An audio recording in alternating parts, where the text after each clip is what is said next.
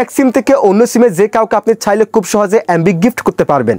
এই কাজটি আপনারা কিভাবে করবেন ফুল স্ক্রিনে আপনাদেরকে দেখিয়ে দিচ্ছি। অবশ্যই পেজটিকে ফলো করে রাখবেন, ভিডিওটি লাইক কমেন্ট শেয়ার করে দিবেন। এজন্য যে সিম ব্যবহার করেন সেই সিমের অফিসিয়াল অ্যাপসটাকে গুগল প্লে স্টোর থেকে ইনস্টল করে ফেলবেন।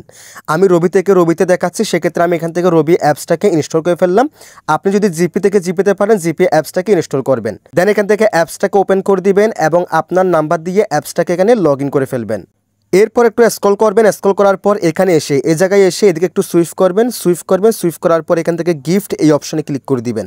এবার এখানে ভ্যালিডিটি এই অপশনে এসে আপনি কতদিনের জন্য এমবি গিফট করবেন সেটা আপনি সিলেকশন করবেন। আমি এখানে 15 দিন দিলাম। দেন এখান থেকে ইন্টারনেট কত জিবি দিবেন সেটা সিলেকশন করবেন। আমি এখানে 4 জিবি ধরলাম। দেন এখানে মিনিটটাকে একদম 0 করে দিবেন, এসএমএসটাকে 0 করে দিবেন। দেন এখান থেকে ভাই প্ল্যান এই অপশনে ক্লিক করে দিবেন। এরপর এখানে যে নাম্বারে এমবি গিফট করবেন সেই নাম্বারটি দিয়ে দিবেন। নাম্বারটি দেওয়া হয়ে গেলে দেখেন 15 দিনের জন্য এখানে 4 জিবি যাবে এবং 195 টাকা কিন্তু কাটবে এবং সেই টাকাটা আপনার ফোনের ব্যালেন্সে থাকতে হবে। দেন এখান থেকে বাই নাও এই অপশনে ক্লিক করলে কিন্তু আপনার ফোনের ব্যালেন্স থেকে এই টাকাটা কেটে নিবে আর এই 60 জিবি যে নাম্বার দিবেন সেই নাম্বারে গিফট হিসেবে চলে যাবে। অন্যথায় আপনার ফোনে যে জিবিগুলো আছে সেখান থেকে আপনি জিবি অন্য কাউকে ট্রান্সফার কিংবা গিফট করতে পারবেন না, ওরকম কোনো উপায় নেই। আপনারা চাইলে এই প্রসেসে যে কাউকে এমবি গিফট করতে পারবেন। That's it.